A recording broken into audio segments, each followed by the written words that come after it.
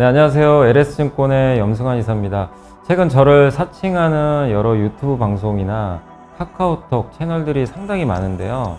저는 이제 LS증권과 함께하고 있는 이 연불리와 함께 채널에서 공식적으로 방송을 좀 하고 있고, 저를 사칭하거나 돈을 달라고 한다거나 리딩을 원하거나 이런 것들은 다 사기일 가능성이 높기 때문에 여러분들이 각별히 주의를 하셨으면 좋겠습니다. 네, 안녕하세요. 염승환 이사입니다. 오늘 2025년 1월 3일 시장 함께 읽기 시작을 해보도록 하겠습니다. 자, 오늘 이제 국내 증시는 어쨌든 큰 폭의 상승세로 마감했고요. 미국이 못 가니까 한국이 가네요, 이제. 참 아이러니하죠. 작년에 철저하게 한국은 소외받았는데 지금 연초에는 완전 반대 현상이 나오고 있습니다. 그래서 한국의 반격이 시작됐고 미국은 조금 빠지는 그런 모습인 것 같습니다. 일단 이제 미국 증시 마감 사항 좀 말씀드리고요. 그 다음에 일본 주요 기업과 미국 LNG 밸류체인 이런 부분들, 그 기존에도 이제 미국 LNG 밸류체인 한번 저번에 베이비 드릴 거기서 한번 설명해 드렸는데 좀 캡처해서 한번 다시 한번 보여드리고요. 일본 주요 기업, 사실 일본 하면 로봇 강국이죠. 그래서 일본 주요 기업들도 한번 보여드리도록 하겠습니다. 그리고 트럼프 관세가 국내 정치 혼란보다 한국 경제에 더 위협이다. 한국은행 환율 곧 안정될 것이다. 이런 내용이 있고요. 그 다음 중국의 CXMT의 DDR5 삼성전자보다 40%나 크다고 합니다. 저건 경쟁력이 없는 거예요. 크다는 건. 예. 그 내용하고 밸류업 공시를 미루는 삼성에 왜 미루고 있을까? 이 부분하고 오늘 좀 루머가 있었어요. 퀄컴이 스냅드래곤이라는 이제 반도체를 원래 TSMC에 지금 맡기고 있거든요. 삼성이 잘 안 돼가지고. 근데 이거를 2나노부터 바꾸겠다. 이거 루머입니다. 어디까지 루머라 알 수는 없어요. 근데 그런 소문이 좀 돌았습니다. 그리고 이제 그 일론 머스크 우주 천하 깨지나 미국 신용카드 연체율 좀 걱정된다. 이런 내용하고요. 어제 이제 소개 못 해드렸던 인덱스 자료, 굉장히 그 딥한, 아주 깊게 파고 들어간 자동차 업종 이제 이슈들 한투에서 김창호 채권 연구원님이 써주셨고, 그 다음에 소부장, 반도체 소부장 얘기랑 태양광, 어제도 태양광 뭐 얘기 이제 뉴스들 나온 것처럼 오늘 급등을 했는데 일단 개선의 여지가 보인다. 요 내용하고 또 우주항공, 오늘 기업으로는 딱히 뭐 없었어요. 이렇게 막 기업은 소개할 만한 게 없었지만 그래도 금호석이 워낙 빠져 있잖아요. 그래서 금호석이 나쁘지 않다는 그런 내용하고 전자공시는 컨택과 크레버스가 있었습니다. 이렇게 해서 한번 정리해 드리겠습니다. 일단 미국은 다우, 나스닥, S&P가 모두 다 하락을 했고요. 환율이 좀 빠졌고 대신에 금리도 좀 안정화됐지만 달러가 너무 강해요. 109까지 갔어요. 달러가 너무 강하죠. 유가는 72달러 다시 오르고 있고 반도체가 오늘 좋았습니다. 주요 업종으로는 태양광, 에너지, 반도체 좋았고 테슬라가 급락하면서 경기 소비재, 소재, 산업재 이쪽은 좀 빠졌다라고 보시면 되겠습니다. 이게 섞였네요. 1월 첫 거래일은 어쨌든 약세 마감을 했고 테슬라 4분기 차량 인도 대수가 기대를 좀 크게 하회하면서 주가가 좀 빠졌고요.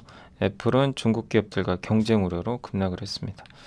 일단 미국 증시는 1월 첫 거래일을 좀 약세로 출발을 했습니다. 테슬라 4분기 차량 인도량이 이제 기대를 하회해 버렸고 애플에 대한 의견도 안 좋았어요. 국제유가는 좀 올랐고요. 에드워드 존스의 수석 투자 전략가가 시장이 이제 두 걸음 앞으로 갔다가 한 걸음 뒤로 물러난다고 생각하면 우리는 2024년 정말 멋진 한 해를 보낸 후에 한 걸음 뒤로 물러나는 단계. 그러니까 2년 동안 너무 좋았잖아요. 약간 시장이 한 걸음 뒤로 좀 물러난다. 그런 단계라고 보시면 될 것 같습니다. 너무 낙관적이었기 때문에. 그래서 지금 단기적으로 시장이 과매수됐는데 그걸 극복을 하는 걸 지켜봐야 된다. 그러니까 너무 올랐기 때문에 쉬어가는 건 당연하다. 이렇게 생각하시면 될 것 같아요. 소피의 투자 전략가는 사상 최고가에 매수하고 싶지 않다면, 그러니까 너무 올랐다는 건 다 공통된 얘기예요. 현금을 좀 아껴놓자. 아니 그 테슬라도 그렇게 살 기회를 안 줬잖아요. 막 올라갔잖아요. 근데 지금 최근에 급락을 해버렸어요. 그죠? 주식은 모르는 거예요, 정말. 그러니까 항상 기다리면 또 조정이 나오는 거니까 그게 뭐 미국이든 한국이든 어쨌든 많이 오르면 주가는 어느 시점에서는 조정이 나오고 그거를 이제 내가 조정 나올 때 들어갈지 말지는 공부를 해놔야죠. 그래야 들어갈 건지 말 건지를 공부를 의사결정하겠죠. 신규 실업수당 청구 건수는 하락을 했습니다. 이건 좋은 내용이고요. 예, 그러니까 해고 건수가 좀 줄었다는 얘기죠. S&P 글로벌 제조업 지수는 별로 안 좋았어요. 11월보다 좀 떨어졌어요. 근데 그 이유가 그 트럼프 신정부가 이제 출범하기 전이니까 설문조사를 했더니 좀 기다리겠다 이런 좀 내용들이 있었다고 합니다. 그렇지만 새해가 되면 신정부가 출범을 하면 아마 경기가 회복될 걸로 좀 기대를 하는 설문조사가 많기 때문에 다시 주문이 늘 가능성이 있어요. 그러니까 일단 지금 S&P 글로벌 제조업 PMI 조금 밀린 거는 뭐 오래갈 이슈는 아닌 것 같다라는 그런 분석으로도 해석이 되는 것 같습니다. 근데 오늘 최고 이슈는 요거죠. 테슬라. 4분기 차량 인도 대수가 49만 5,570대. 원래 시장이 51만 대를 예상을 했거든요. 그러니까 고객한테 인도한 대수가 좀 적었어요. 2만 대 정도. 물론 절대 수치로 보면 높아요. 근데 기대가 여기가 있으니까 예, 시장은 실망을 한 거죠. 이로 인해 24년 판매량은 179만 대로 10년 만에 역성장을 했어요. 차량 판매가 마이너스 된 거죠. 1년간. 그렇지만 이제 올해 상반기에 저가 전기차 모델 Y가 부분 변경이 되고 자율주행 사업을 또 추진하니까 일론 머스크가 그런 얘기를 했다고 합니다. 20에서 30% 성장한다. 모건 스탠리는 긍정적으로 보고 있고요. 비중 확대해라. 전기차 저렴한 모델이 나올 거다. 예, 그리고 오래된 차량으로 짜인 라인업과 세계적인 저가 모델 증가에 기인해서 예, 뭐 나아지지 않겠냐 이런 내용인 것 같습니다. 네, 테슬라 주가는 전기차 판매가 본질적으로 증가하지 않았는데도 주가 많이 올랐죠. 60%나 올랐어요. 작년에. 이거 왜 올랐죠? 트럼프 때문이죠. 배송량보다 트럼프와의 관계로 인해서 테슬라가 좋아지지 않겠냐. 요것 때문에 오른 거죠. 그게 시장에 지금 여전히 그 관심사다. 예, 라고 보시면 되겠고, 구겐하임의 애널리스트 유시코는 지난 10년 동안 우리는 테슬라를 단순히 자동차 회사로만 본 적이 없다. 대신 우리는 머스크와 테슬라를 파괴적 기술을 선도하는 글로벌 기업으로 간주해왔다. 이 원대한 전략적 비전의 첫 번째 부분이 지난 5년 동안 구체됐다. 이게 전기차로서의 구현이 이제 어느 정도 완성이 돼가고 있고, 그리고 이 광범위한 테슬라 전략 비전의 다음 단계는 트럼프 백악관 하에서 가속화. 이제 그러니까 한마디로 이제 테슬라를 바라보는 관점은 전기차는 기본으로 팔려야 되고요. 거기에 이제 자율주행과 AI가 얼마나 잘 되느냐가 주가를 결정할 것 같다.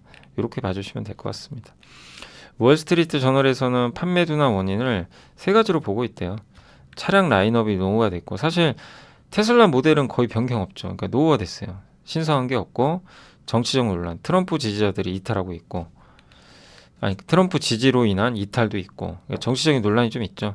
미국 내 전기차 세제 혜택이 폐지될 가능성, 이런 부분도 테슬라한테 무조건 좋다고 보기 어렵죠. 예, 보조금 못 받게 되니까. 그래서 작년에 전기차 점유율은 51%에서 43으로 감소했고요. 예, 그래서 테슬라가 조금 이제 이런 요인들로 좀 주가가 빠졌다라고 보시면 될 것 같습니다. 요건 아이폰 얘기인데 왜 여기 들어 제가 잘못 넣었네요. 네. 그리고 테슬라가 가야 할 길은 이제 요렇다고 합니다. 이게 전기차고요. 이제 여기에요. 지난 5년을 봤을 땐 여기까지 온 거고, 그 다음 어디죠? FSD 완전 자율주행 로보택시. 우리가 봐야 될 건 요 구조고, 그 다음에 에너지, 태양광, 에너지 저장 장치, 그리고 로봇, AI. 요게 보여줄 게 많다 이거예요. 그런 상황이니까 아직은 갈 길이 멀다. 뭐 이런 내용인 것 같습니다. 아무튼 테슬라 뭐 좀 쉬어가는 구간으로 보시면 될 것 같습니다. 애플은 UBS의 부정적인 의견에 급락을 했고요. 예, 그 수요 감소와 중국 내 시장 점유율이 좀 하락하면서 12월 아이폰 판매량 하향 조정해 버렸어요. UBS가. 그러니까 중국 때문에 매출 추정치를 꺾었습니다. 예, UBS는 샤오미와 중국 제조업체들과 거센 저항에 부딪히고 있다. 이렇게 좀 분석을 해줬고요. 예. 경쟁사들과 이제 치열한 경쟁 속에서 12월 아이폰 판매량 전망치를 하향 조정했다라고 보시면 되겠습니다. 근데 다만 이제 올해 9월에 또 새로운 제품이 나오니까 그땐 기대를 해봐야 되겠지만 단기적인 모멘텀은 좀 소진됐다라고 보시면 되겠습니다. 테슬라 빠졌고요. 자동차 급락. 근데 반도체는 좋았고, 다음 주에 엔비디아가 CES에서 가전 박람회에서 연설을 합니다. 그때 로봇, AI, 또 블랙엘 칩 이런 거에 대한 얘기를 할 것 같아요. 애플은 좀 빠졌고요. 우버가 자율주행차 산업이 좀 성장하면 우버가 타격받잖아요. 경쟁자가 들어오니까. 그럼에도 수익성 상승 가능하다. 이런 분석이 있었고, 그 다음에 미국 증시 제일 좋았던 건 여기에 전력 관련주. 우리가 한번 공부했던 뭐 LNG라든가 이런 이제 전력 관련주들인데, 컨스텔레이션은 원전, GE 버너바는 LNG 발전소에 들어가는 터빈, 그 다음에 이제 비스트라 같은 기업들이 이제 전력 관련주로 오늘 급등을 했습니다. 특히 미국 연방조달청이 컨스텔레이션과 이게 컨스틸인지 잘못 썼네요. 컨스틸레이션과 10년간 8억 4천만 달러 규모의 전력 공급 계약을 체결했대요. 이게 호재로 작용했다라고 보시면 되겠습니다. AI 데이터 센터가 필요하니까요. 비트코인 강세로 마이크로 스트래티지도 좀 강했다고 합니다. 근데 이 전력기기 쪽하고요, 전력 인프라 쪽하고 오늘 강했던 것 중에 하나가 태양광이에요. 이것 때문에 에너지 저장 장치 설치량입니다. 이게 테슬라 보이세요? 급증했죠. 이게 이제 설치량이 급증하다 보니까 태양광 주들이 급등을 했어요. 그래서 솔라이치, 퍼스트솔, 오늘 한국의 하나솔루션도 급등했죠. 설치량이 급증했다라고 보시면 되겠습니다. 그러니까 이런 요인들이 오늘 미국의 오늘 특징이었고, 그 다음에 이제 연초에 좀 나스닥이 안 좋죠. 지금 연말 연초에 기술주가 좀 부진한 건 너무 올라서인데 논란이 있어요. 올해는 좀 쉬어가는 거 아니냐. 근데 웨드부시 증권에선 기술주 또 오를 거다.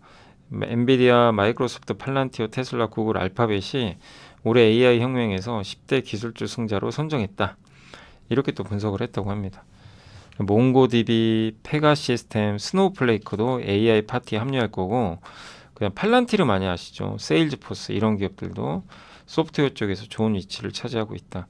하이퍼스케일러 자본 지출, 이게 그러니까 한마디로 대규모 클라우드를 운영하는 그런 회사들 같은 경우 3분기에 연간 2천억 달러의 지출을 일단 넘어섰고, 골드만삭스는 내년에, 그러니까 올해죠, AI 지출이 더 늘 것 같다. 이렇게 언급을 했다고 합니다. 그리고 네트워크 칩이라든가 스위치고 뭐 통신용 칩들 있죠. 데이터 센터 안에 칩과 칩을 연결하는, 컴퓨터와 컴퓨터를 연결하는 이런 수요가 많이 늘어날 것 같다. 이런 내용입니다. 그래서 이 그룹에는 엔비디아, 브로드컴이 대표적인 통신용 칩을 만듭니다. 또 시스코, 아리스타 네트워크, 마벨 테크놀로지. 대표적인 주문형 반도체 2인방이 브로드컴하고요. 요건 좀 기억해 두시면 좋아요. 브로드컴하고 요 회사하고요. 요 브로드컴하고 마벨 테크놀로지, 요거는 미국 기업에서 맞춤형 반도체를 만드는구나. 요거 하면 딱 떠올리셔야 돼요. 브로드컴, 마벨 테크. 요 두 개가 가장 유명하다라고 보시면 되겠습니다. 자, 일단 미국 증시 한번 말씀을 해드렸고요. 그 다음에 주요 이슈 한번 설명해 드리겠습니다. 주요 이슈 중에서는 일본 이게 주요 로봇 기업들이에요. 그래서 키엔스, 화낙, 야스카와 전기, 니덱, 하모닉 드라이브 시스템, 본격적으로 로봇 시대가 열리고 있죠. 특히 테슬라의 그 휴머노이드 로봇, 이게 이제 본격적으로 아마 나오게 될 것 같고, 그러면 일본 기업들이 수혜를 또 받겠죠. 어느 정도. 일본이 뭐 우리 자존심은 상하지만 인정할 건 해야죠. 로봇은 일본이 더 우위입니다. 그럼 뭐 우리가 이기려면 더 노력을 해야 되고요. 근데 이 중에 제일 중요한 게 감속기라고, 이렇게 속도 떨어뜨리는 거. 우리가 팔 같은 거 속도 조절하죠. 그런 거 해주는 대표 회사가 하모닉 드라이브예요. 정밀 감속기라든가 그런 걸 만들고 있으니까, 어쨌든 이런 그 일본의 주요 부품이나 이런 기업들도 공부를 한번 해보시면 좋을 것 같습니다. 요거 아시죠? 미국의 이제 LNG 밸류체인 한번 함께 배우기 시간에 설명해드렸고, 요게 ETF, MLPX, 그리드, 요게 ETF고, 밑에 있는 게 주요 미국의 어쨌든 기업들이니까 참고하시면 또 좋을 것 같습니다. 그래서 일단 어제 그 주요 이슈 소개해드리면서 LNG 내용이 있는데, 제가 천연가스 내용이 있는데 요거를 뭐 설명을 못 해드려가지고 다시 이제 캡처해가지고 좀 보여드리는 겁니다. 그리고 요거는 이제 일본의 대표적인 로봇 기업이다. 이렇게 언급을 드리도록 하겠습니다. 자, 이제 이슈 몇 개만 좀 살펴보겠습니다. 국내 경제부터. 트럼프 관세가 국내 정치 혼란보다 한국 경제에 더 큰 위협이다. 이런 내용이고요. 한국은행이 정치적 리스크로 인한 한국 경제 위험은 정치 리스크는 좀 가라앉을 수 있지만 대미 수출에 대한 관세 가능성으로 인한 외부 압력은 좀 골치가 아프다. 그래서 과거에도 탄핵은 어쨌든 3, 6개월 이내에 혼란이 끝났거든요. 그래서 시간이 지나면 해결된 문제인데 트럼프 관세는 쉽게 해결된 문제는 아닌 거죠. 예, 기획재정부가 올해 성장률 전망을 2.1에서 1.9로 낮췄고 수출을 1.5% 증가하는 걸로만 전망했어요. 원래 작년에 8.5% 성장했거든요. 세계 경제는 단단하지만 트럼프 정책이 좀 하방 리스크가 좀 있다.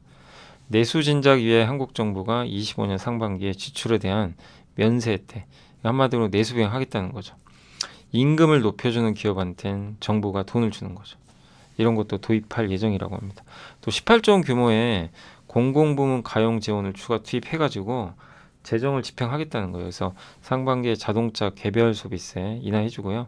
상반기에 이제 그 소득공제도 추진한다라고 나와 있습니다. 그리고 최상목 대통령 권한 대행 부총리 겸 기획재정부 장관은 1분기 중에 재점검해서 추경도 좀 방안도 강구하겠다. 한마디로 안 좋아지면 돈을 더 투입을 해서라도 경기를 막겠다. 그러니까 이런 의지는 좋은 것 같아요.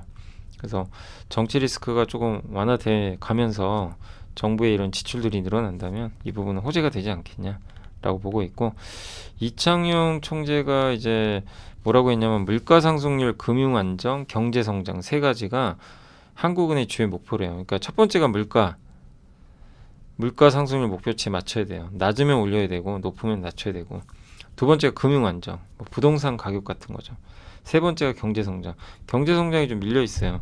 그래서 세 가지 목표가 상충하면 경제 성장은 나중 문제라는 거예요. 근데 지금 보세요. 금융 시장은 지금 불안정하죠. 근데 왜 불안정하죠? 뭐 지금 경기도 안 좋다고 그러고 막 이러니까. 근데 저런 금융 시장 안정화시키려면 금리를 인하할수록 좋은 거죠. 물가 상승률 지금 오히려 목표보다 낮아요. 1%대예요. 저물가 걱정해야 돼요. 저런 것들이 이제 주요 관심사라면 당연히 금리를 인하하는 게 맞겠죠. 그리고 그 다음 순위가 경제 성장인데 경제도 안 좋으니까. 그래서 이런 논리에 의하면 금리를 좀 생각보다 많이 낮추지 않겠냐, 이렇게 좀 판단을 해도 될 것 같습니다. 지난 20년간 견고한 경제를 꽤 강력하게 보여줬는데 여전히 경제 상황에 대해서는 좀 조심스럽지만 낙관하고 있다고 합니다. 환율은 좀 안정화될 거라는 내용이 있어요. 왜냐하면 그 환해지를 할 가능성이 높아요. 그러니까 국민연금이 환해지를 통해서 조금 이제 외환시장을 안정화시키지 않겠냐, 이런 내용이 있습니다. 윤경수 한국은행 국제국장이 국민연금 내부 결정에 따라서 곧 국민연금에서 환해지 물량이 나올 것으로 예상된다. 그러니까 이 부분은 긍정적이에요. 환해지 물량이 최대로 계산하면 100조가 넘어요. 무슨 얘기죠? 100조 원의 달러를 팔아버려요. 그리고 원화로 바꾸는 거죠. 그러면 환율은 안정화되겠죠. 달러가 공급이 늘어나니까 가격은 떨어지니까요. 그리고 지난달 말에 여야 대표가 만나서 국정협의체 가동에 합의했다고 합니다. 헌법재판관 임명도 임명됐으니까 좀 정치 리스크는 좀 안정화되지 않겠냐, 이렇게 보고 있는 것 같습니다.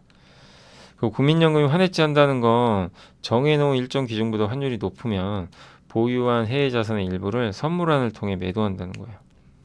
왜냐하면 환율이 떨어지면 내가 미국에 투자했을 때 손을 봐요. 예, 달러로 투자하기 때문에. 환율 떨어진다는 건 달러 가치가 떨어진다는 얘기예요. 그러니까 미국에 투자한 사람들은 환율이 떨어지면 피해를 보는 거죠. 근데 이제 국민연금도 마찬가지 될 수가 있잖아요. 환율이 만약 여기서 더 떨어지면 손실을 볼 수 있잖아요. 아니, 손실이라는 표현은 그렇지만 이익이 줄 수 있죠. 그래서 지금 팔아버리는 거예요. 그냥 높은 가격에 달러를 팔아버립니다. 은행 같은 데 넘겨버리는 거죠. 그럼 달러 공급이 늘고 파니까 그걸 원화로 바꾸겠죠. 원화 수익을 내는 거. 이게 거의 돈이 최대치로 따지면 100조 원이나 되니까 무시할 수 없는 거죠.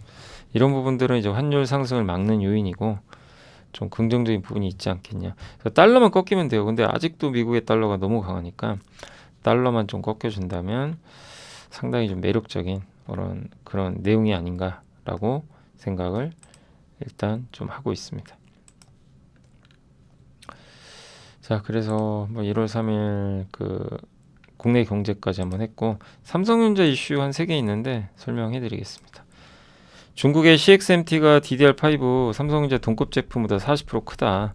요 내용인데, 중국의 여기 잠깐만요. 중국 반도체 기업 창신 메모리의 DDR5 칩이 매우 크대요. 우리 그 동그란 원판 있죠. 거기에 이렇게 반도체 그리잖아요. 그 그리고 나서 어떻게 되죠? 그 조그만 걸 자르죠. 그게 이제 하나의 다이거든요. 다이가 크면 어떻게 돼요? 웨이퍼 동그란 데서 만들 수 있는 칩의 개수가 작겠죠. 작을수록 좋은 거죠.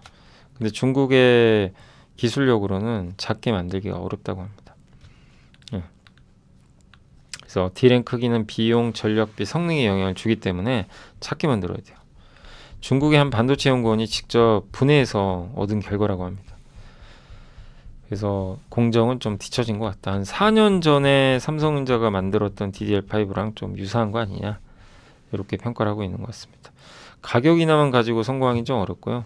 지속적인 투자를 좀 해야 되는데, 어쨌든 이런 공정 개선 없이는 시장에서 의미 있는 성과를 거두기는 좀 어렵다. 한마디로 CXMT의 어쨌든 최근의 성장, 추격 이런 것들은 좀 일부 과장된 감은 있다라고 보시면 되겠습니다. 삼성그룹이 밸류업 공시를 미룬다라는 한 언론 보도가 있었는데, 이재용 삼성전자 회장 사법 리스크 영향으로 발표가 늦춰지고 있다. 이 내용이고요.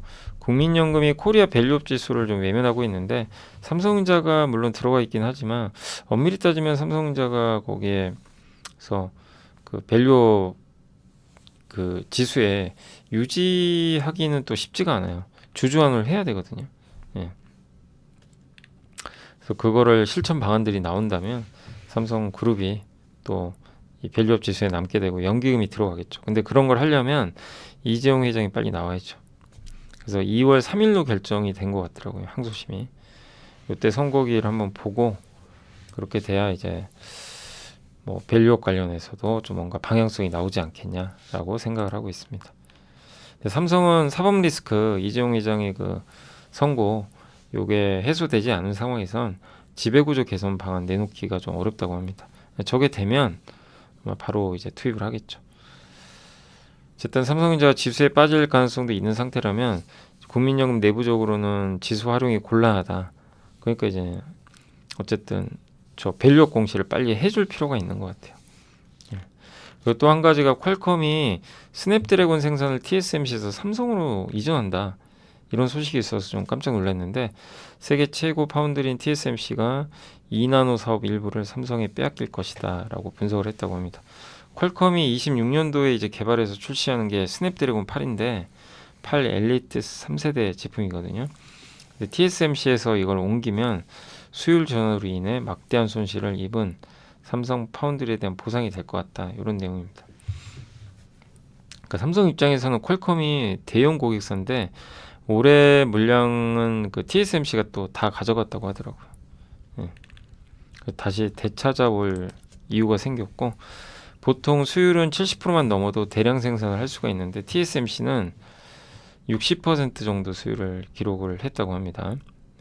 TSMC가 올해 가격을 50% 정도 인상할 계획이고, 애플은 2나노 대부분을 예약을 했고, TSMC의 제한된 2나노 생산 능력도 큰 문제라고 합니다. 그래서 TSMC가 만들고 싶어도 만들 수 있는 여력이 안 되는 게 애플이 물량을 많이 가져갔거든요. 삼성 2나노는 이제 올해 1분기부터 생산을 시작하게 됩니다. 새로운 2나노 사업국의 유치가 삼성 파운드리의 마지막 기회가 아니겠냐. 이번에 어쨌든 퀄컴이든 TSMC의 고객을 하나라도 대형 고객을 좀 가져오게 된다면 삼성 입장에서는 정말 천군만마를 얻게 되는 거죠. 그런 일이 좀 발생할지 모르지만 꼭 좀 고객사를 늘렸으면 좋겠고, 다만 이것도 루머니까 이게 현실이면 얼마나 좋을까요? 루머니까 그 부분은 참고를 해주시면 좋을 것 같습니다. 자, 삼성전자까지 한번 해봤고요.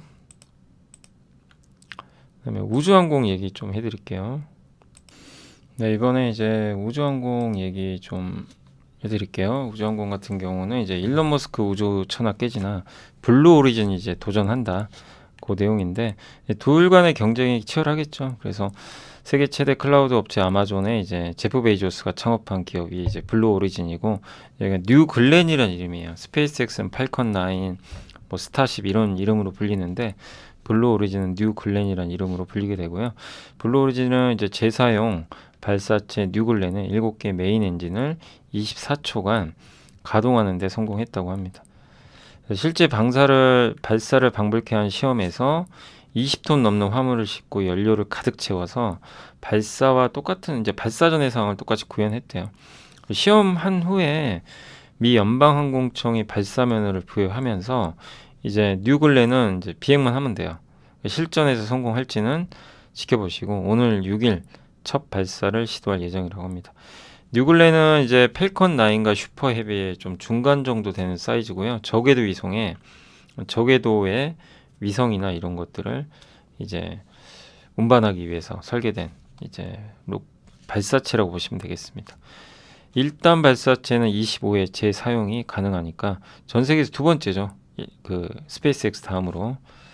그리고 뉴글렌 고객으로는 이제 텔레셋과 유텔셋이 이제 고객으로 등록이 됐다고 합니다. 그리고 이제 또 한 가지가 이런 발사 서비스 말고도 카이퍼 프로젝트라는 인공위성 저궤도 위성통신 사업도 이제 올해 1분기에 드디어 시작을 한다고 합니다.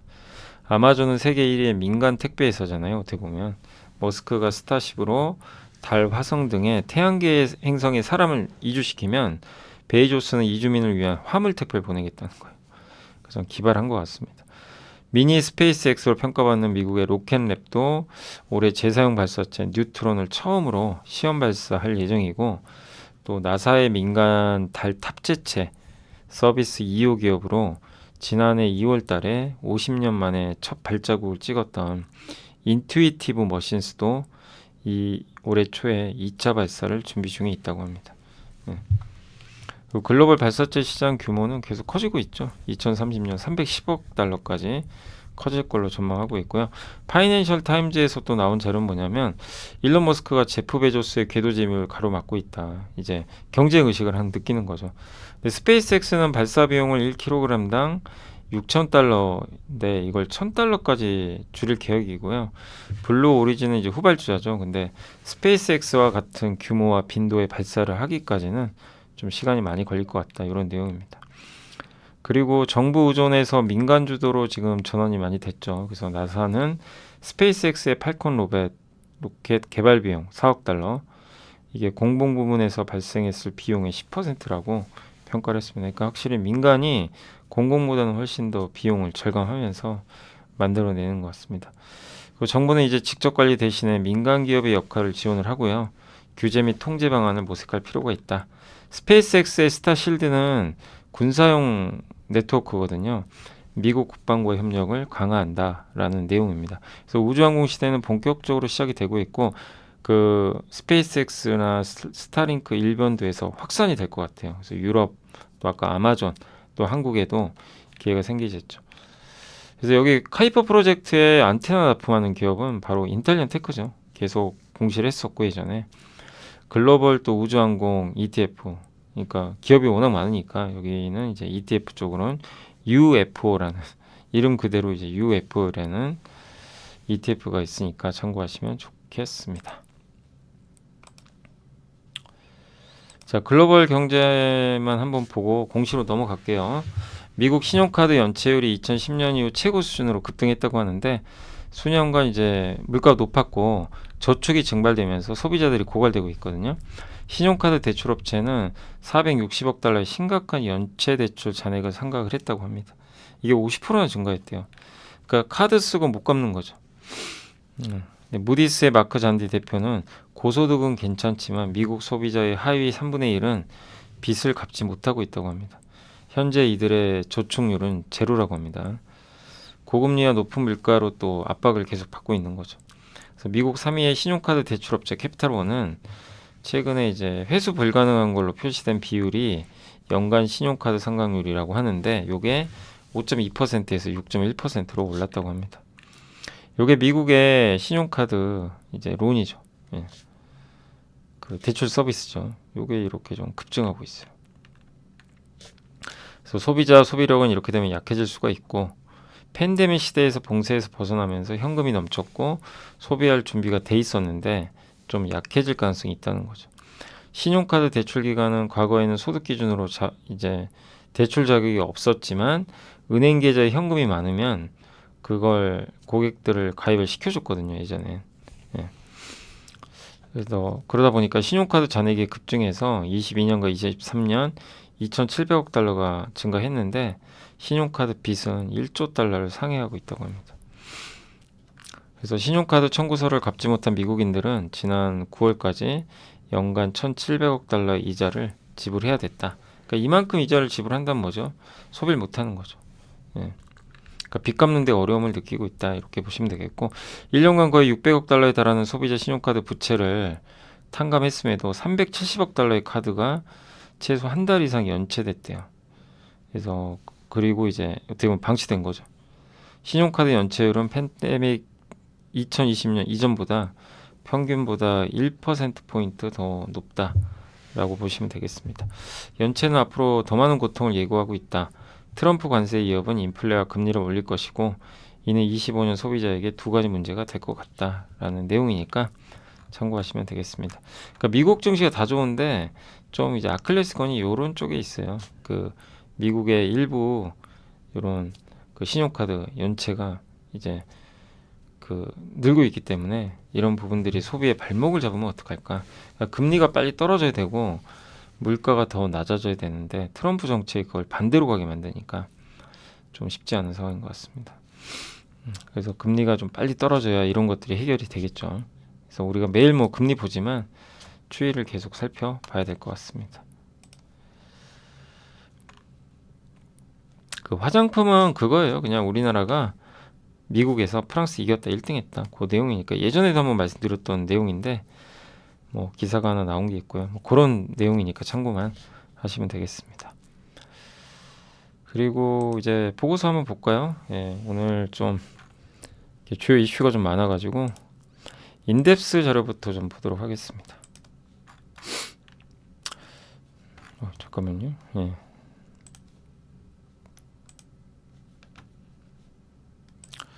자동차 업종에 필요한 이제 10가지 핵심 이슈인데 한투의 김창호 채권연구원님이 적어주셨고, 이제 25년 주요 이슈 전망인데 트럼프 2.0과 무역 관세. 현대 기아가 타격받는 건 아시죠? 영향을 좀 받아요. 예. 근데 트럼프 1기처럼 관세율이 공약만큼 높아질 가능성은 높지 않다. 근데 어쨌든 불확실성이 큽니다. 이 관세를 부과할지 안 할지 알 수가 없어요. 협상도 해봐야 되고. 그러니까 요거는 분명히 좀 안 좋은 뉴스 맞고, 볼륨 둔화. 이건 뭐냐면 23년에 자동차 시장이 7.9% 성장, 작년에 5.1, 점점 둔화되죠. 올해는 3.6. 예, 이거 어쩔 수 없는 거죠. 판매량이 급격히 늘지는 못할 것으로 보고 있고, 그래도 현대차는 이게 팰리세이드 두 번째 모델이 나왔잖아요. 그래서 이제 내년 초에 이제 아마 출시가 된다고 하는데, 이게 핵심 차종으로 이게 성공하면 굉장한 또 수익성이 도움이 되지 않겠냐, 이렇게 보고 있고, 또 하이브리드 모델이 이번에 나옵니다. 그러니까 많이 기대를 하고 있는 것 같아요. 기아는 현대랑 다르게 전기차에만 집중합니다. 이제 인도에서 시로스라는 신차도 출시하게 되고요. 인센티브 경쟁도 심화되고 있다고 합니다. 예. 왜냐하면 이제 판매가 둔화되다 보니까 재고는 쌓이고, 이런 것들을 판매를 하고 싶으면 마케팅을 해야 되거든요. 인센티브, 딜러들한테 돈도 주고, 그죠? 판촉비 같은 걸로 인센티브를, 야 너 얼마 팔면 뭐 얼마 보전해 주겠다, 뭐 이런 게 되겠죠. 그래서 인센티브 비용이 이제 늘고 있다, 이렇게 보시면 되겠습니다. 그래서 11월 미국의 평균 인센티브가 전년 대비 42%나 증가했다고 합니다. 현대와 기아도 증가 중인데 그래도 현대 기아는 그렇게 높진 않다고 합니다. 이 비중이. 예.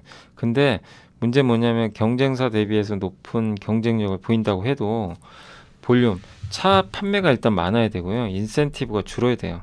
그런 흐름이 증명되지 못하면 주가는 좀 정체될 수 있다라는 또 의견이 있으니까 이 부분은 참고하시면 되겠습니다. 그리고 유럽의 이산화탄소 규제가 강화되죠. 그래서 내년부터 115.1g에서 93.6g으로 이제 줄게 되거든요. 그러면 이제 전기차가 많이 팔리겠죠. 아무래도 이걸 달성을 하려면. 근데 이걸 연기한다는 얘기도 있어요. 이렇게 규제 연기 혹은 뭐 이런 얘기가 있다고 합니다. 아직 결정은 안 됐어요. 그러니까 이거는 유럽에서 결정을 해줘야 되겠죠. 과연 저거를 27년으로 연기할지 저 규제를 올해 시행을 어쨌든 하게 되면 뭐 전기차 판매에는 긍정적입니다. 강제로 팔아야 돼요. 벌금 안 내려면. 왜냐하면 저 탄소 배출 줄여야 되니까. 현대와 기아는 상대적으로 괜찮은 게 플러그드인 하이브리드하고 하이브리드 차 있죠. 요거 비중만 늘려도 달성할 수 있는데 폭스바겐, 마츠다, 포드는 쉽지가 않다는 거죠. 그러니까 현대차, 기아는 이 부분에선 좀 유리하다. 그리고 전기차 모델이 아마 확대가 되겠죠. 예, 저가 전기차. 이건 우리가 한번 예전에 저도 자료를 한번 보여드렸는데, 예, 요게 이제 드디어 올해부터 시작될 것 같고, 현대차, 또 기아는 26년도에 EV2가 나오고요. 또 미국에서는 이제 쉐보레, 피아트, 미니쿠퍼, 또 쉐보레 볼트, 기아, EV3, EV4, 닛산의 리프, 토요타, BZ 등이 출시될 예정이고 테슬라 모델 Q도 25년도에 나올 예정이라고 합니다. 그 다음에 이제 하이브리드 카, 내연기관 시대가 끝나가고 친환경 차로 사람들이 안 가죠. 불편하니까. 그래서 중간에 하이브리드 카를 많이 선택을 하는 거죠. 그리고 GM은 8년 만에 플러그드인. 플러그드인은 이제 전기 모터로만 움직이지만 어쨌든 엔진도 보조 역할로 쓰는 거죠. 포드는 하이브리드 모델을 추가할 예정이고 현대차는 하이브리드 모델을 중형에서 대형급까지 확대할 예정이라고 합니다. PBV는 특수 목적 기반의 자동차인데 뭐 내가 신발을 팔고 싶으면 신발 팔 수 있는 용도에 맞게 차를 만들어줍니다. 신개념이죠. 그래서 신차 단계에서 팔고 끝나는 게 아니라 판매하고 나서 서비스 제공 같은 걸 통해서 추가 수익 창출이 또 가능한 걸 목표로 하고 있다고 합니다. 또 차량 관제 시스템, 전용 인포테인먼트, 예, 또 수익성 그치만 조금 낮을 수는 있대요. 예. 왜냐하면 PBV 같은 경우는 대량 생산을 안 하거든요. 개조 방식이니까 규모의 경제를 실현하기는 좀 어렵다. 예. 아마존, 우버와 같은 대형 고객사를 확보하는 게 무엇보다 중요하죠. 그런 회사들이 사주면 뭐 기아의 PBV 사업도 굉장히 성장을 하겠죠. 그러니까 기대도 되지만 좀 우려되는 부분도 있다라고 보시면 되겠고 산업 구조조정이 시작됐습니다. 중국이 점유율이 크게 오르고 혼다, 닛산 합병하고 유럽에선 PSA와 피아트 크라이슬러가 합병을 했고 그 다음에 일본 기업들, 그 다음은 미국 브랜드가 합종 연행하지 않겠냐 이런 내용이고 현대차는 웨이모와 전략적 파트너십을 체결했죠. 그래서 웨이모의 로보택시 웨이모 1을 위탁 생산하는 데 합의했고요. 6세대 자율주행 기술인 웨이모 드라이버를 현대차 아이오닉 5에 적용하고 웨이모 1 운영 차량으로 활용할 예정이라고 합니다. GM과도 MOU 맺었고 그러니까 한마디로 현대차는 미국의 주요 기업들과 자율주행과 일반 차 뭐 이런 쪽에서 협업을 계속해 나가고 있다라고 보시면 되겠습니다. 그다음 소프트웨어 적용은 늘어나겠죠. 이제 무선으로 업데이트 해가지고 약간 테슬라 느낌이 나는 차로 좀 바뀌지 않을까 기대하고 있고 미래 산업의 성과는 역시 자동차는 자동차지만 로보틱스 사업을 가장 긍정적으로 보고 있는 것 같아요. 특히 소프트뱅크로부터 21년 6월 21일 날 보스턴 다이내믹스 인수했거든요. 4년 내에 상장하지 않으면 잔여 지분 15% 있죠. 이거를 사가야 돼요. 그러면 현금이 한 2천억 정도, 3천억 정도 들어갈 예정이라고 합니다. 그렇지만 이제 상반기 상장 가능성은 아직은 좀 이른 상태로 보고 있고요. 적자고 흑자 전환할 때 상장해야 더 높은 가치를 받겠죠. 근데 그럼에도 불구하고 내년에 혹시 상장을 추진한다면 올해 추진하게 되면 올해죠 올해 추진을 하는 그런 뉴스들이 나오면 이건 지배구조 바뀌는 거예요. 정의성 회장이 갖고 있는 지분 팔아서 현대모비스 사겠다는 거죠. 근데 아직 액션은 안 나왔기 때문에 지켜봐야 되겠습니다. 업종 탑픽은 현대모비스로 일단 꼽아 주셨으니까 참고하시면 되겠습니다. 반도체는 이제 유진투자에서 나왔던 자료인데 적층 앞으로 반도체는 쌓을 거래요. D램은 이게 옆으로 가거든요. 이게 D램 구조예요. 소스, 드램 우리 예전에 한번 공부했죠. 이 밑에가 기판이고 여기서 일로 전류가 흐르고요. 여기에 커패시터 있죠. 저 안으로 데이터를 저장하는 장치. 저게 데이터 저장 창고입니다. 저게 어쨌든 이제 성능이 좋아야 되겠죠. 그래서 이렇게 전압을 가하면 이렇게 데이터가 전송되는 그런 역할인데 근데 이제 미세 공정으로 가다 보니까 요거 있죠. 요 커패시터가 이렇게 세워 있잖아요. 지금 얘를 요렇게 눕혀요. 눕혀서 쌓여 위로. 그겁니다. 요걸 눕혀서. 그러니까 요 코페시터를 이렇게 눕혀서 요걸 층수를 이렇게 쌓는 거죠. 이제 앞으로 이 방식으로 간다라고 보시면 되겠습니다. 네, 그래서 3D DRAM 상용화에 대비해서 적극적으로 전공정 장비를 개발한 국내 기업이 유진테크가 있어요. 그 기업을 수혜주로 보고 있고, 사실 여기는 안 나왔지만 주성 엔지니어링도 전공정 장비 회사잖아요. 그래서 이 두 기업이 좀 수혜받지 않을까 이렇게 보고 있고, 하이닉스는 올해 16단까지 HBM 선보일 예정이라고 합니다. 그래서 반도체 이런 이슈들 좀 참고하시면 좋을 것 같습니다. 에너지 쪽과 관련해서는 태양광, 오늘 강동진 연구원님이 이거 이제 최근에 계속 나왔던 얘기 중에 하나죠. 미국 내 수급 개선, 재고 감소, 중국 업체들 공급 조정, 천연가스 가격 상승, 이런 것들이 태양광 공급 과잉을 해소할 전망이다 라고 나와 있고, 경제성 면에서 태양광 수요가 이제 자극될 수 있다는 거죠. 천연가스 가격이나 이런 게 오르게 되면 대체재, 전기료가 상승하면 폴리실리콘 등 생산 원가의 부담으로 작용해 이렇게 되면 또 감산할 수도 있죠. 예. 요거 이제 제가 한번 생각을 해본 건데요. 감산 가능성도 있지 않나 이렇게 판단을 하고 있습니다. 종목 선택은 고민이다. OCI 홀딩스냐 현대 에너지 솔루션이냐. 근데 하나솔루션은 화학 사업이 안 좋아요. 태양광 이제 올해는 1조 원이나 돈을 벌 것 같은데 화학 사업이 합쳐서 금융 비용을 모두 상쇄할 정도로 개선이 좀 필요하다. 이런 내용이 있습니다. 그래서 하나솔루션은 태양광은 좋은데 태양광 외에 화학 사업부가 얼마나 실적을 좀 훼손하지 않느냐, 이게 중요할 것 같습니다. 어쨌든 올해 전망은 업황 전망은 밝은 편입니다. 예. OCI 홀딩스는 단기 실적은 동남아시아 중국 업체들의 가동률 하락으로 부진하겠지만 어쨌든 경쟁사인 와커, 이게 중국 회사가 아니고요.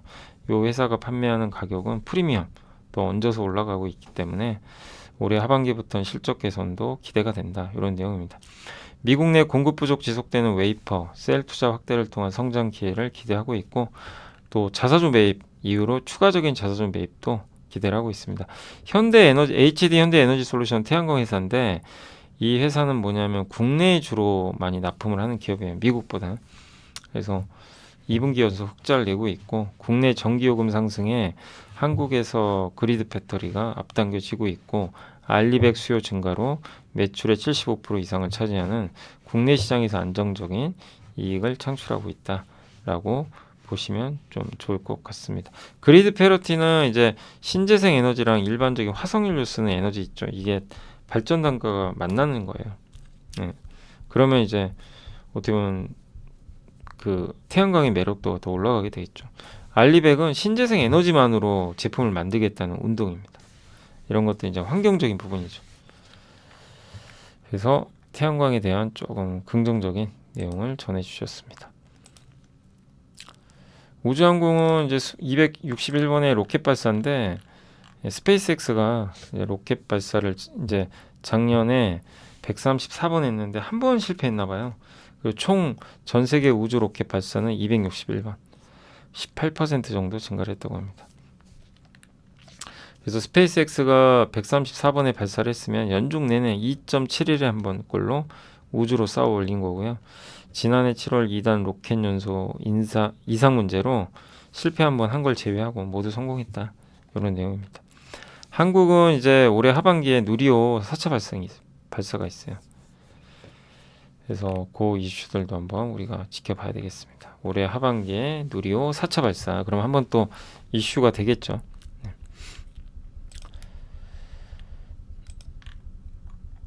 자, 그리고 오늘 이제 기업 분석을 금호석인데 너무 좀 과도하게 빠졌다. 이 이익 대비해서 실적이 좋은 건 아니에요.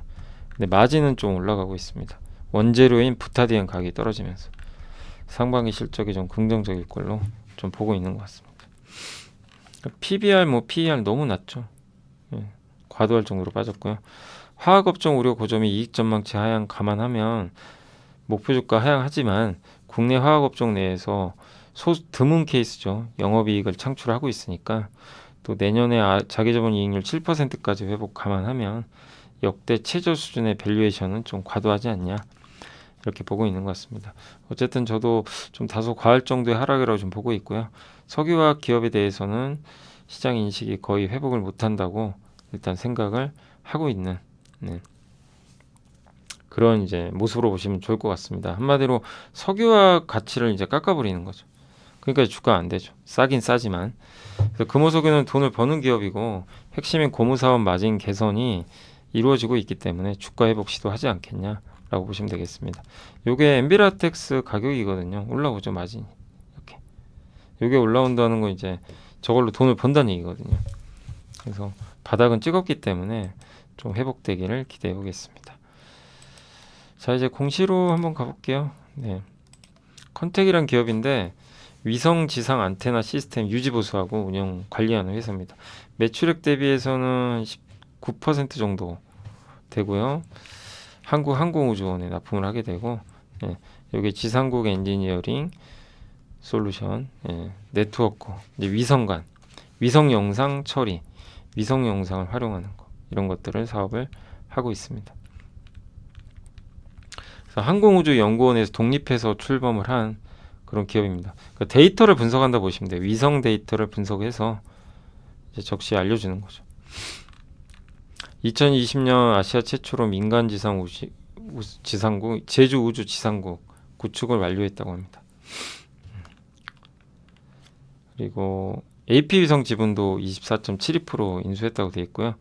지상국 설치 및 맞춤형 컨설팅, 위성 관제 임무 위한 이제 지상 시스템 개발이 필요하다, 이런 내용이고, 예, 많은 지상국, 그러니까 지상국을 구축할 때 컨설팅 해주는 거예요. 그런 사업도 하고 있습니다. 그리고 지상국 시스템 턴키 솔루션 1부터 10까지 다 해주는 거죠. 수요가 증가하고 있고요. 예, 고객 요구 사항에 맞춰서 이런 걸 할 수 있는 또 능력이 있어야 되고, 예, 100% 자체 개발하는 소프트웨어로 영업을 하고 있다고 합니다. 네. 다양한 제조사랑 호환도 가능하고요. 그리고 GSASA 네트워크 솔루션은 이건 위성 데이터 클라우드예요. 우주의 지상국 통해 가지고 위성 데이터를 수신하고 고객에게 실시간으로 제공하고 어디서는 이제 접속해서 볼 수 있는 거죠. 네. 그러니까 가상 공간을 만들어 주는 거죠. 그러니까 이런 위성과 관련된, 우주와 관련된 여러 가지 데이터, 클라우드, 이런 서비스들을 하고 있다라고 보시면 되겠습니다. 네. 그래서 이 회사가 어쨌든 이런 이제 공급 계약을 맺었다는 거, 국내 업체입니다. 보시면 되겠고, 크레버스는 그 교육회사고요. 수시공시가 떴고, 주주가치 및 예측 가능성 제고를 위해 현금 배당 1,000원 준다고 이제 하고요. 2월 2사에서 날짜 공개를 하겠대요. 그래서 현재가 기준으로 6.8% 정도 배당 수익률이 나오니까 참고를 하시면 좋을 것 같습니다.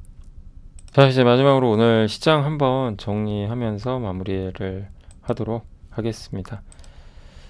오늘 국내 증시는 일단 급등했고요. 조금 이제 윗꼬리가 달긴 했지만 정말 오랜만에 급반등했습니다. 이게 하루를 못 가니까 좀 아쉽긴 한데, 좀 연속해서 주가 올라서 2,600원 좀 가줬으면 좋겠어요. 너무 답답하고, 일단 바닥 찍었고, 코스닥은 뭐 뜨겁습니다. 지금 연초부터 3일 연속 급등했어요. 거래대금 살아나기 시작하고, 드디어 코스닥은 뭔가 봄이 오고 있다, 네, 그런 분위기고, 오늘 외국인도 많이 샀고, 무엇보다 수급 좋고요. 기관도 많이 샀고, 연기금까지. 그래서 개인이 어쨌든 오늘 올라오니까 판 거니까 개인이 뭐 이끈장은 아니고, 확실히 오늘은, 예, 결국 외국인 기관이 이끌었다라고 보시면 될 것 같습니다. 주요 섹터로는 오늘 뭐 많은 업종이 올랐네요. 오늘은 반도체 소부장도 너무 좋았어요. 여러분들 뭐 PSK 홀딩스, 이오테크닉스, 테크윙 다 공부 많이 했던 기업들이죠. 그리고 하이닉스도 많이 올랐고, 그래서 정말 오랜만에 반도체가 좋은 분위기를 잘 이끌어 준 것 같습니다.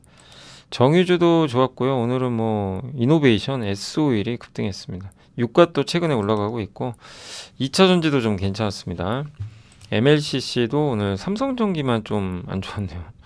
삼성이 최근에 좀 오르긴 올랐었지만 그런다고 굳이 빠질 이유까지는 없는 것 같은데요. 반도체 재료도 좋았고, 2차 전지도 같이 갔어요. 반도체, 바이오, 2차 전지가 모두 다 강세를 보인, 이런 경우가 많지 않죠. 흔치 않지만 정말 오랜만에 이런 장세가 한번 펼쳐졌다라고 보시면 좋을 것 같습니다.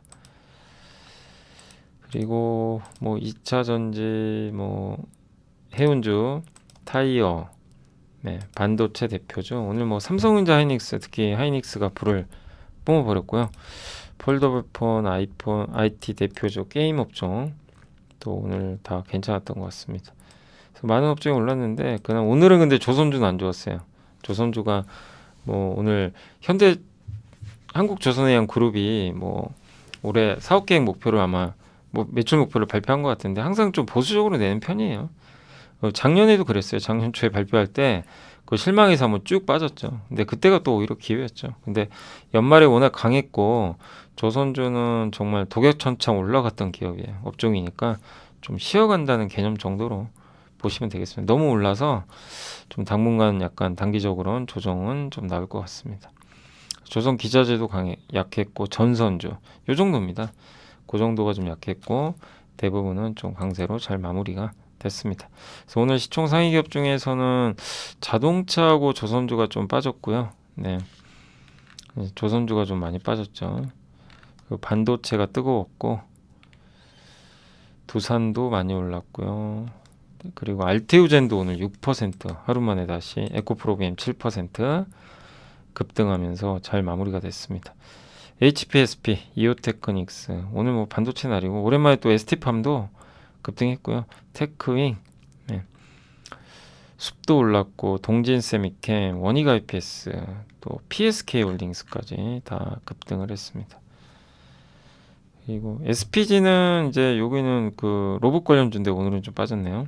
네, 바이넥스 그리고 코스피 쪽에서는 DS단서, 하나솔루션이 오늘 10% 가까이 정말 오랜만에 급반등 나왔습니다. 인버스가 제일 많이 빠졌고요. 그다음 조선주 인버스가 오늘은 안 좋았습니다. 코스닥에서는 뭐 원텍이나 이오테크나 뭐 주로 반도체 쪽이고요. 그리고 빠진 쪽은 주로 로봇주들 어제 좋았는데 오늘은 좀 빠졌어요. 로봇주가 좀 힘없이 빠졌고 조선 기자재도 조금 빠졌다라고 보시면 되겠습니다.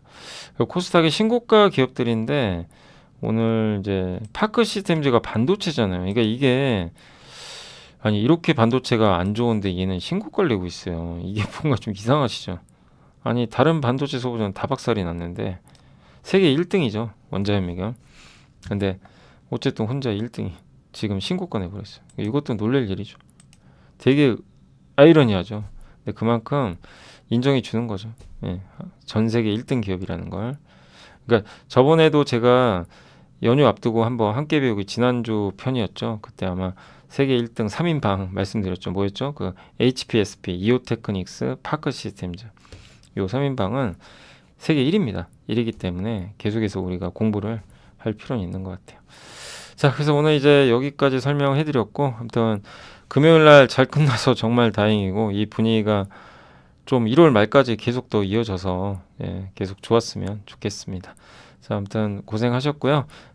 제가 어쨌든 이제 당분간은 함께 배우기를 재무제표 할 거예요. 그래서 벌써 찍어놔서 이제 아마 내일 올라갈 거고 재무제표도 많이 해달라고 하셔가지고 재무제표 어려워요, 솔직히. 근데 최대한 쉽게 그걸 너무 깊게 들어가지 마세요. 뭐 여러분들이 깊게 들어가려면 정말 전문적으로 공부하셔야 됩니다. 그럴 필요까지는 없어요. 마시고 영상 보시면서 용어들 주로 버틀러라는 사이트 많이 활용하시면 돼요. 그래서 추이만 보면 돼요. 추이 보고 뭐 위험한지 안 한지 지금 분위기가 지금 이익이 늘어나는 구간인지 이런 것들을 파악하면 되는데 그런 것도 파악하려면 기본 지식은 쌓아야 되니까 그래서 그거 설명해 드릴 예정이고 그래서 산업이나 이런 공부는 당분간 스톱을 하는데 근데 뭐 산업 공부나 이런 거는 제가 요즘에 뉴스를 워낙 많이 보여드리니까 그거 통해서도 많은 아이디어 얻어가시면 좋을 것 같습니다. 자, 그래서 이번 주 방송은 여기서 마무리하고 내일 함께 배우기 재무제표편 한번 시청해 주시면 감사하겠습니다. 저는 또 다음 주에 뵙겠습니다. 주말 잘 보내세요. 감사합니다.